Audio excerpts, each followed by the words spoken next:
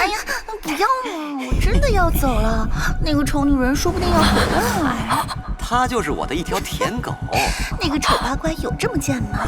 这女的够丑的，小子，搞得我们天天欺负你，丑成这样，拜托说是看着就恶心算了，行吗？见不付钱啊！长这么丑是得整整啊！